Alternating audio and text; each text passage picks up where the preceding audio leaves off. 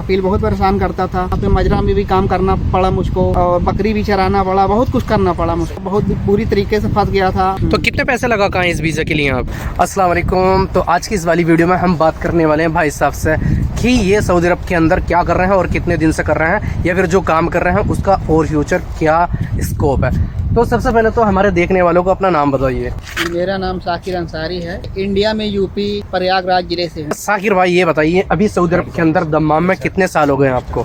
मुझको अभी यहाँ पे आए हुए 1 साल हो गया। काम क्या कर रहे हैं हमारे देखने वालों को ये बताइए। काम मैं यहाँ आउट ड्राइवर में। अच्छा, फैमिली ड्राइवर है मतलब फैमिली ऐसे ड्राइवर। समझो। और 1 साल से बिल्कुल फैमिली ड्राइविंग नहीं है जी। 1 साल पहले आप आए थे, कितने सैलरी पैकेज पे आए थे? यहाँ पे 1 साल पहले 1500 रुपए सैलरी पे आया हूँ। जैसे हम बात करें 1500 सऊदी रियाल सैलरी पैकेज के, इंडिया के कितने हो रहे हैं ये? इंडिया 1500 के करीब हो रहे 33,000। घर पे भी तो कमा सकते थे आप इतना।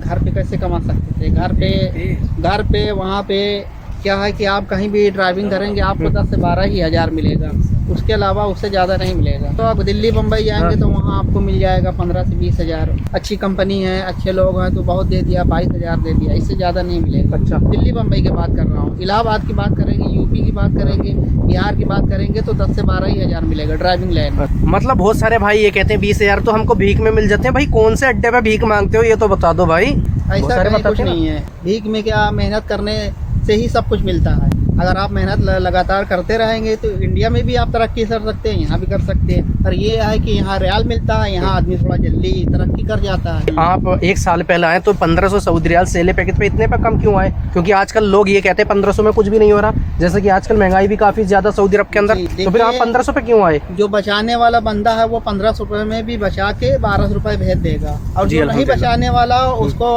1500 क्या 1800 मिलेगा तो भी उसके लिए कम है। जैसा कि 1500 सऊदी रियाल सैलरी पैकेज में आप आ गए तो आपने ये सब कुछ तय किया, जैसे कि घर कैसा है, कितनी ड्यूटी है, फैमिली छोटी है या बड़ी है, ये सब तय किया आपने? जी, क्योंकि देखिए मैं एजेंट के जरिए नहीं आया, मैं आया हूँ अपने दोस्त के दोस्त जरिए, यहाँ पे मैं अभी प्रेजेंट टाइम में कर रहा हूँ। तो उसने मुझको बताया कि मैं यहाँ 7 साल से काम कर रहा हूँ, मैं 1200 रियाल पे आया था, 7 साल में वो 2000 रियाल तक गया उसकी सैलरी। अच्छा, अल्हम्दुलिल्लाह। क्योंकि 2 महीना वो मेरे साथ था, उसने मुझको पूरा रोड बताया, रास्ता बताया, गाड़ी तो मैं इंडिया में चलाता ही था। अच्छा, उसके बाद 2 महीने में सब कुछ समझ गया, उसके बाद वो चला गया ये, तब से मैं 1500 सैलरी में काम कर रहा हूँ। अभी 1 साल हो गया, मैं कपिल से बोला हूँ तो वो अभी मुझको 100-200 रुपए रियाल वो बढ़ाएगा। तो कितने पैसे लगा कहाँ इस वीज़ा के लिए आप? देखिए, अगर एजेंट से आता, पिछले बार मैं एजेंट से आया था, मैं लाख रुपए के ऊपर लगा के आया। अच्छा। और बहुत बुरी तरीके से फंस गया था मुझको, मतलब वो पहले वाला कपिल बहुत परेशान करता था। मैं बहुत ज़्यादा झेल गया, वहाँ पे मजरा में भी काम करना पड़ा मुझको और बकरी भी चराना पड़ा, बहुत कुछ करना पड़ा मुझको। मगर चूँकि मैं लाख रुपया लगा के आया था, जी, इस बिल्कुल। वजह से कैसे कैसे करके वो मैंने लाख रुपए से 2.5 लाख रुपए मैंने कमाया। 1 साल मैंने स्ट्रगल किया, काम किया, अपना पैसा निकालने के बाद भाई मुझको जेल से जाना पड़ा, डिपोर्ट अच्छा। कर रखा था मुझको, क्योंकि मेरे पर 5 साल का बैन लगा था। मगर ये है कि रियाल का जो एक बार जिसको मुंह लग जाता है ना भाई, वो फिर बिल्कुल। उसको इंडिया के रुपए अच्छे नहीं लगते। इस वजह से दोबारा मैं कोशिश किया और मस्जिद में भी नमाज पढ़ी, दुआ की, दरगाह पे भी दुआ किया। माशाअल्लाह। फिर भी इस वाली वीज़ा पे कितने लगा कहाँ हैं आप? इस वाले बीजे पे तो मेरा ये मान के चलिए 60 से 70 हज़ार रुपये में मैं आ गया। 70,000। मतलब कि अगर फ्रेश कैंडिडेट अगर दूसरी एजेंट के जरिए या ऑफिस के जरिए आए तो कितने लगेंगे ऑलमोस्ट? वो तो आप एजेंट के जरिए आएंगे तो वो लाख रुपए से आपको ऊपर ले लेगा, और वो आपकी किस्मत के ऊपर है। ज़्यादातर एजेंट लोग लेके फंसा ही देते हैं। बिल्कुल, आजकल यही चल रहा है इंडिया में। उसको इस वीजे में जितना मेरे दोस्त के दोस्त ने बताया कि फैमिली जी। छोटी, ये काम करना, मैडम को कॉलेज छोड़ना, लाना, उतना ही काम, जितना सैलरी बताया उतना सैलरी है, और उसके अलावा और कोई भी काम नहीं, जितना बताया था उतना ही है। तो सपोज करो अगर ये वीज़ा किसी और से लेते तो इस चीज़ की जिम्मेदारी वो लेता नहीं लेता? इस चीज़ की जिम्मेदारी वो कभी ना लेता, बिल्कुल भी नहीं लेगा। मैं तो अभी भी कह रहा हूँ, अगर कोई मुझको दुबई भेजने के लिए तैयार है, कतर भेजने के लिए तैयार है, वो मुझसे 1 लाख मांगेगा, मैं उसको 1.5 लाख दूंगा, मगर वो पूरी रिस्पॉन्सिबिलिटी ले, पूरी जिम्मेदारी ले। अगर 1.5 लाख लेकर भी उसको अगर फंसा देगा तो मैं वापस आके 2 लाख रुपए वसूलने का भी दावा रखता हूँ। अच्छा, जैसा आपने बताया पहले एजेंट ने फंसा दिया था तो उसके ऊपर एक्शन नहीं लिया आपने जाके?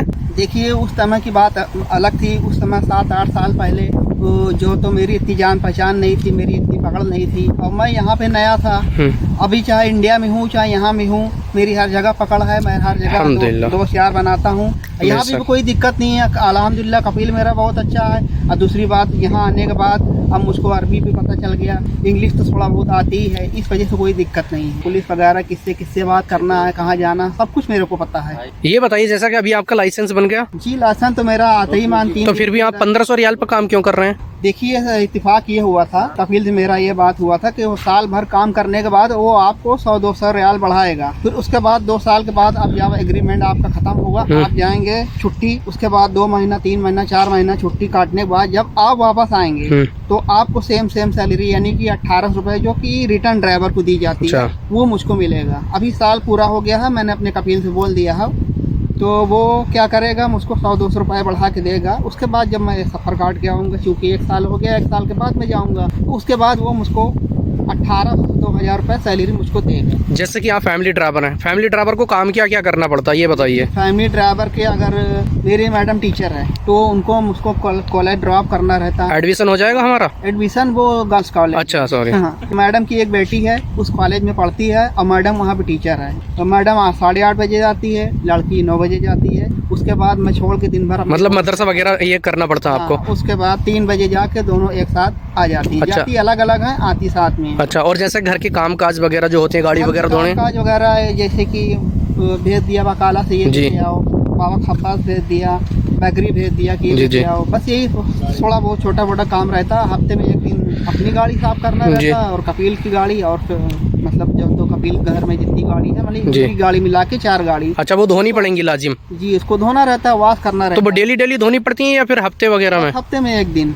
जैसे कि बहुत सारे लोग कहते हैं कि भाई ड्राइवर की जिंदगी तो कुत्ते वाली है, उन लोगों के लिए क्या कहना चाहेंगे आप? देखिए ऐसा नहीं है। सबसे पहले बात तो मैं उनसे ये कहना चाहूँगा कि अगर आप यहाँ काम करने आए, चाहे इंडिया में हो चाहे, मालिक होता है। एब्सोल्युटली। तो मालिक भगवान के बराबर होता है, कस्टमर भगवान के बराबर होता है। अभी आप ऐसा कहना उचित नहीं है, मतलब आप मालिक को गाली देना मतलब भगवान को गाली दे रहे हो। तो अगर जिस चीज़ से आप कमा रहे हो इस चीज़ को गाली देना गलत बात है। अगर आपको नहीं अच्छा लग रहा, आपको लग रहा है कि आपका कबील आपसे ड्यूटी ज़्यादा ले रहा है, आपकी सैलरी कम है, आपको नहीं जम रहा है, तो आप बात करके चले जाओ, छुट्टी चले जाओ, एग्जिट चले जाओ, मत आओ, दूसरी जगह काम करो। और भी सारे काम है सऊदी में, दुबई चले जाओ, कतर चले जाओ। मगर किसी को गाली देना, उसी जगह काम करना, उसी घर में, ये तो वही बात हो गई जिस थाली में छेद खाना उसी थाली में छेद करना। जैसे कि अभी बहुत ज़्यादा कॉस्टली है सऊदी अरब, महंगाई बहुत ज़्यादा, तो क्या अभी 1400-1500 सऊदी रियाल में आना बेटर है यहाँ पे या नहीं, ये बताइए। देखिए जिस हिसाब से ये इंडिया के हालात हैं, अब जैसे यहाँ पे आदमी अमीर गरीब है, वैसे इंडिया में भी, इंडिया में तो ज़्यादा है। और इंडिया की पोजीशन आप जानते ही हैं। तो जो परेशान हाल आदमी है, जो वहाँ 10 से 12 हज़ार कमा रहा है, तो वो पूरा उसका फैमिली में ही खर्च हो जाएगा। जिसके ऊपर कर्जा है वो तो उसको तो लाजिम यहाँ पे आना ही पड़ेगा। और कितने सारे बंदे ऐसे हैं जो मुझको फ़ोन करते हैं, या जब मैं फ़ोन करता हूँ तो ये बोलते हैं भाई मेरा भी वीज़ा किसी तरीके से लगवा दो। ये 1500 रियाल तो फिर भी ज़्यादा, वो 1200 रुपये में काम करने के लिए तैयार। और जो यहाँ पे 7 साल 8 साल काम कर लिया है, उसका पेट भर गया है, वो कमा चुका है, वो पुराना हो गया है, तो उसको आने के बाद जो तो बात आने लगती है। शुरू में जब बंदा आता है तो कहता है यार बहुत मतलब जो तो संभल के कदम रखता है, कहीं मुखालफा ना आ जाए, तो संभाल के पैसा खर्चा करता है। अगर 300 में खर्चा होना तो ये कोशिश करता है कि मैं 250 रियाल में खर्चा चलाऊँ अपना, बाकी ज़्यादा से ज़्यादा घर बचा के भेजूँ। मगर जब बंदा पुराना हो जाता है तो धीरे धीरे वो खर्चा ज़्यादा करने लगता है। खर्चे की बात करें तो आपका मंथली का खर्चा कितना जाता है? देखिए मेरा 100 रियाल तो महीने का चला जाता है नेट का। ये तो पक्का है, समझ लीजिए 300-350 रुपये बाकी खाने पीने में चला जाता है। तो फिर ऑलमोस्ट 1500 रियाल में कितने बचते हैं? 1500 रियाल में मान चलिए करीब 11,500-1200, यानी करीब इंडियन के 25,000। अच्छा, उतने में आप खुश हैं यहाँ पे? अल्हम्दुलिल्लाह अभी खुश है, धीरे धीरे आगे चल के तरक्की होगी इंशाल्लाह अल्लाह ने चाहा। आमीन आमीन। 1500 कमा रहे हैं जी बिल्कुल, आने वाले समय में 2500 भी कमाएंगे। क्योंकि इससे पहले मैं आया था तो मैं 2500 कमा के गया था, मुझको महीने के 2500 मिलती थी। तभी मुझको रियाल के मुँह लग गया, तभी मैं दोबारा यहाँ पे आया हूँ। क्योंकि मेरा रास्ता खुल गया है, मैं 1500 में कमा जरूर रहा हूँ, मगर फिर भी मैं आगे बढ़ने की कोशिश करूँगा। और हर आदमी को हक है कि वो आगे बढ़े। टोटल टाइम कितना हो गया सऊदी अरब के अंदर आपको? देखिए जब फर्स्ट टाइम मैं आया था तो मैं वहाँ करीब 18 महीने था, यानी कि 1.5 साल। अभी मुझको यहाँ पे आए हुए 1 साल हो गया। 1 साल वो दिख भी रहा, यानी टोटल ऑलमोस्ट 3 साल ऑलमोस्ट होने वाले मान के चलिए। जी।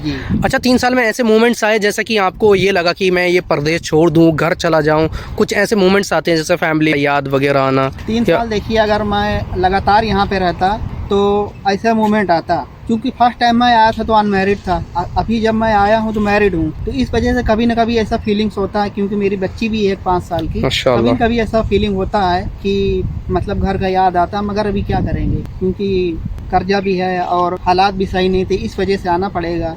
और अगर कुछ वीडियो की लेंथ हो रही है काफ़ी ज़्यादा, बाकी आप कमेंट कर सकते हैं, जो भी सवाल जवाब है इंशाल्लाह इन भाई से, मतलब साकिर भाई से हम नेक्स्ट वीडियो में पिक करेंगे इंशाल्लाह। बाकी इस वाली वीडियो को जो है ज़्यादा से ज़्यादा लाइक करें और शेयर करें। और thank you so much, Sakir भाई ने इतना टाइम दिया। टाइम मेरा ख़राब चल गया, वैसे मेरे को देखने भी नहीं आता, लेकिन ऑलमोस्ट हाँ तो रात के 12 बज रहे हैं और हम वीडियो शूट कर रहे हैं और सुबह को ड्यूटी भी है। खैर तब तक के लिए खुदा हाफिज़ और यल्ला मास्सलामा।